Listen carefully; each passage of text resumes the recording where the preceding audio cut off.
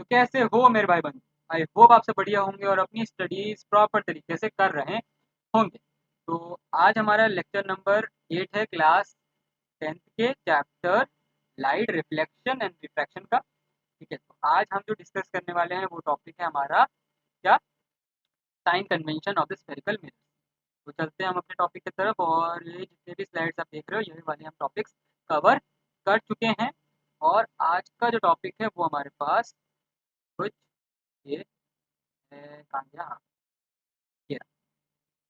तो हमारे पास ये टॉपिक्स हैं।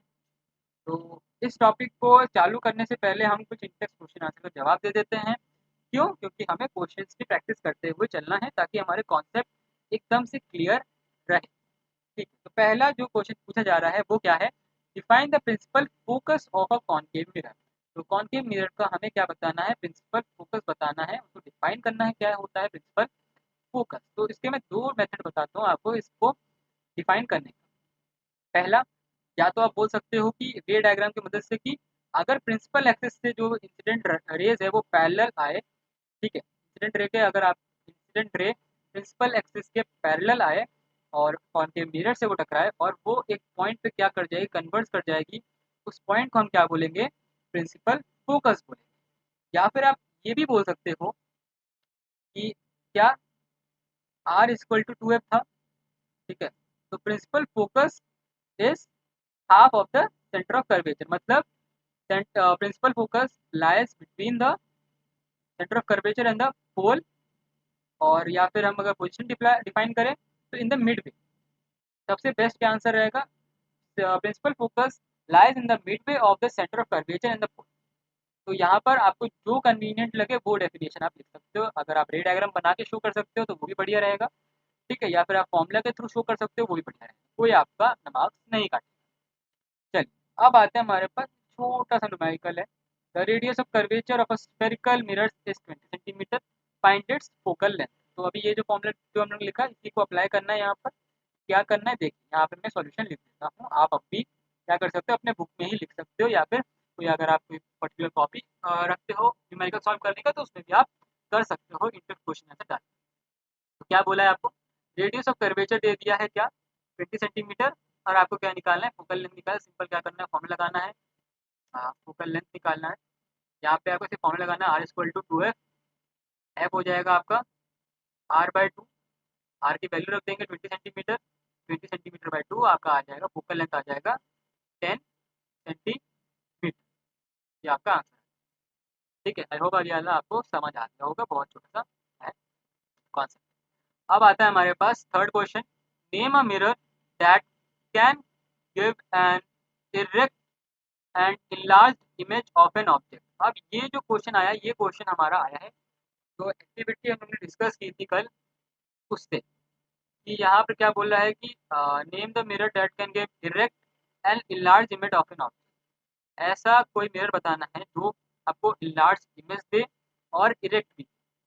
ठीक है, इमेज क्या होनी चाहिए? enlarged होनी चाहिए, इरेक्ट होनी चाहिए। तो उसके लिए हमने कल देखा था कॉन्वेक्स मिरर बेस्ट रहेगा। और यहाँ पर भी रेयर व्यू मिरर क्या होता है? हमारा कॉन्वेक्स मिरर ही होता है। ठीक है, रेयर व्यू मिरर भी क्या होता है?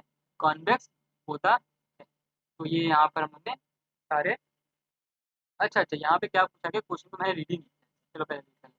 Y do we prefer convex mirror as a rear view mirror? हाँ, चलो कॉन्वेक्स मिरर को हम लोग रेयर व्यू मिरर की तरह क्यों यूज करते हैं वो देखते हैं।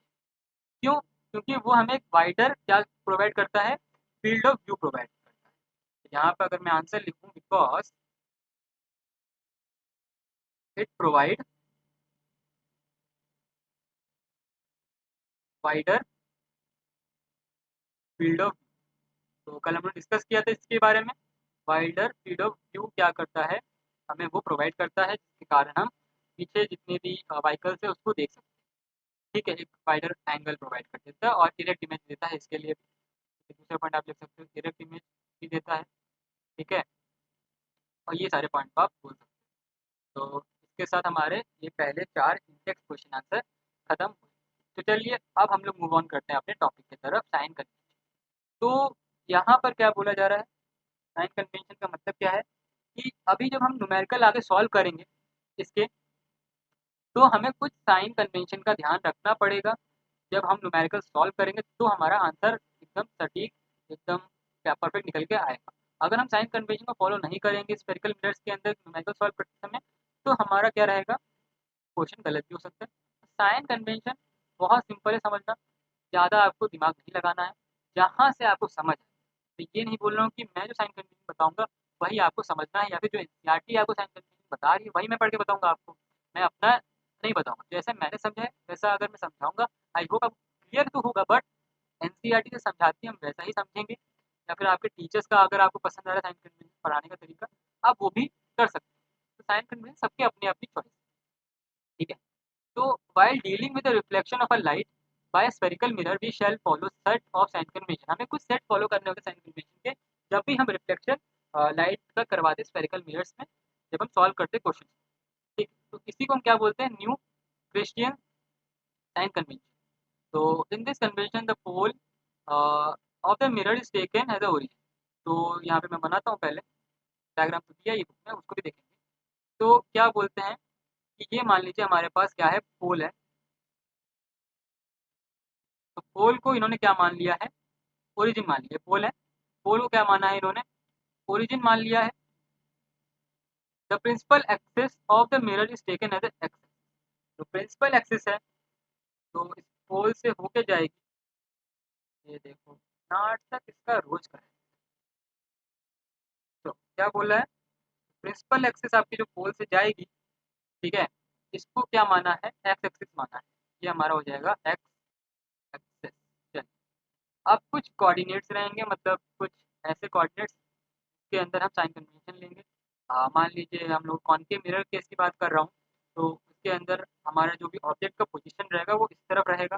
फोकस, सेंटर ऑफ कर्वेचर, ये सारी चीज़ें आपका तो लेफ्ट हैंड साइड रहेगा। अगर ये आपने ओरिजिन माना है, मान लीजिए ये वाला जो पोर्शन आपको दिख रहा है, जो पोर्शन आपको दिख रहा है, ये क्या है आपका ओरिजिन हो जाएगा पोल, ठीक है। तो पोल के लेफ्ट हैंड साइड आपके जितने भी वैल्यूज आप कंसिडर करोगे वो सारे नेगेटिव रहेंगे, राइट साइड के जितने भी रहेंगे वो पॉजिटिव। कैसे नेगेटिव कैसे पॉजिटिव मैंने बताया, वो देखिए। तो आपको हमेशा पहले ध्यान रखना है कि लाइट की डायरेक्शन को फॉलो करना है। पहली बात तो ध्यान रखिएगा, लाइट की डायरेक्शन को फॉलो करना है, तभी आप साइन कन्वेंशन सही से लगा पाओगे। तो the object is always placed to the left of the mirror. फिर क्या,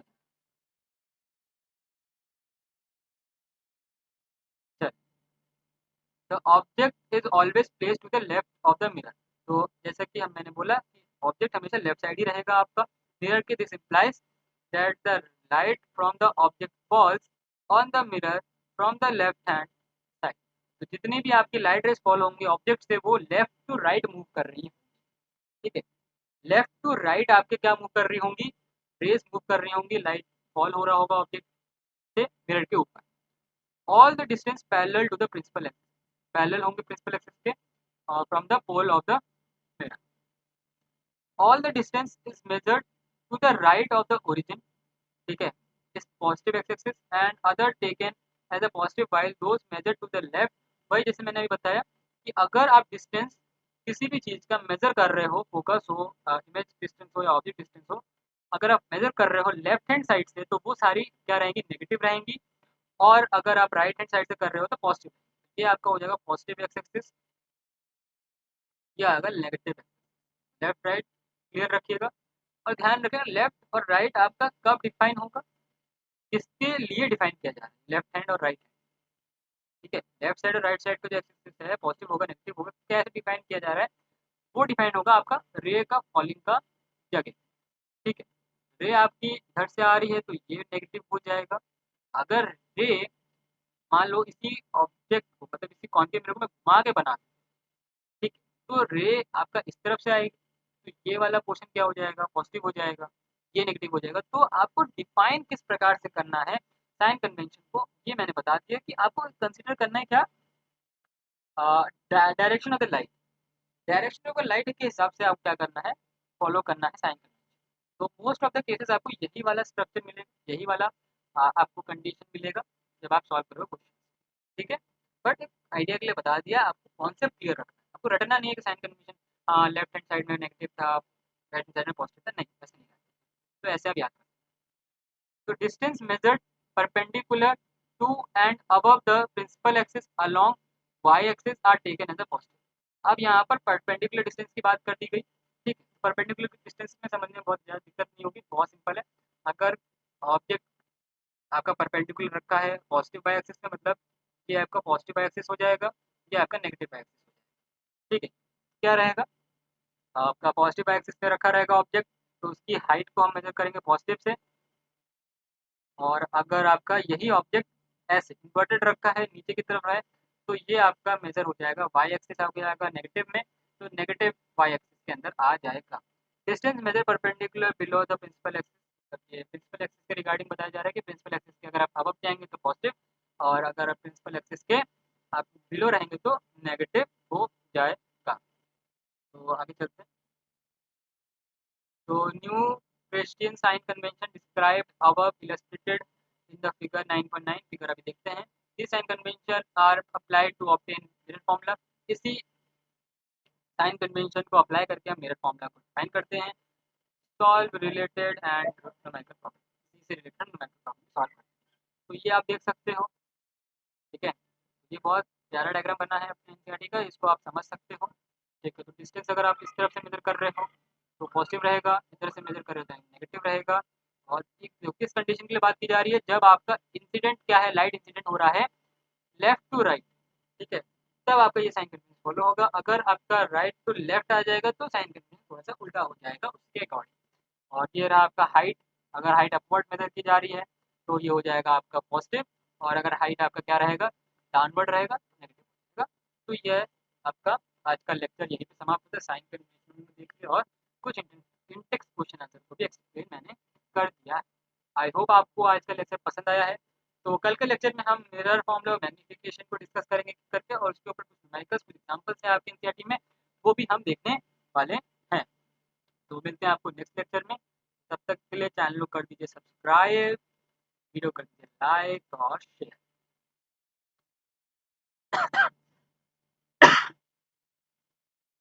हाँ, मिलते हैं आपको नेक्स्ट लेक्चर के अंदर।